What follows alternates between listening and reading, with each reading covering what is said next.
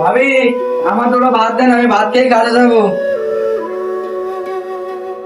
আমি তো রান্না করিনি, ঘরে চাল নেই। কি যে বলেন ভাবি, এখন আবার না খেয়ে কাজে যাবো?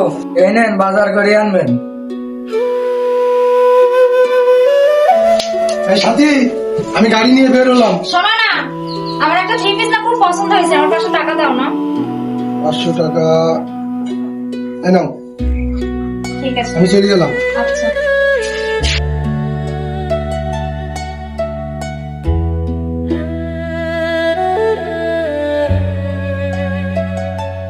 আরে কি ব্যাপার, তুমি এখন না কাজে গেলে, এখন চলে আসলে কেন?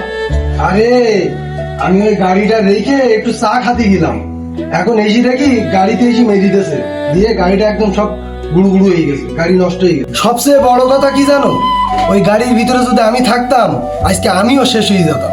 কি সর্বনাশ! তাহলে আজকে যে কি সর্বনাশ হয়েছে, তো আমার কি কপালের সর্বনাশ হয়েছে আমি নিজেও জানি না।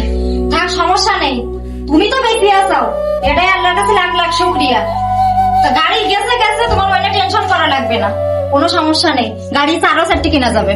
এমন সময় সাইকেলটা নষ্ট হয়ে গেলে আমার কাছে 1 টাকাও নেই। কি ব্যাপার ভাই, তোর মন খারাপ কেন?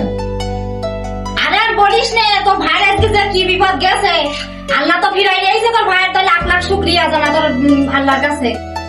কেন ভাই, কি হয়েছে তোর ভাই? আরে তোর আর ওসব নিয়ে মাথা ঘামানি লাগবে না, তুই ঠান্ডা হ।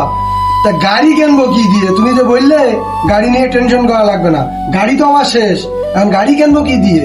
আরে এতদিন তোমার কাছ থেকে, তোমার ভাইয়ের কাছ থেকে আমি যে টাকাগুলো নিয়েছিলাম না, আজকে 500, কালকে 1000, আজকে 200, আমি সেই টাকাগুলো না জমায় অনেক টাকা বানাইছি।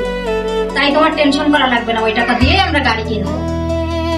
ইয়ে সাথী, তুমি আমাকে না মাফ করে দাও, আমার গাড়ি টাড়ি কিছু নষ্ট হয়নি, আসলেই আমার অ্যাক্সিডেন্ট হয়নি।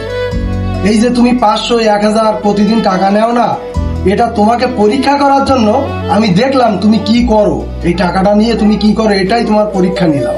আরে ভাই, আমারও তো সাইকেল টাইকেল কিছু নষ্ট হয়নি, আমি আরো ভাবির পরীক্ষা করার জন্য এই প্ল্যানটা সাজাইছি। তা ভাবিতে 100 এই তো আমার ভাই লক্ষ্মী ভাবি। হ্যাঁ, তোমাদের দুই ভাইয়ের প্ল্যান আমি সবকিছু বুঝে ফেলাই গেছি। এখন পুরাতন ডায়লগ বাদ দাও, চলো খেতে বসি।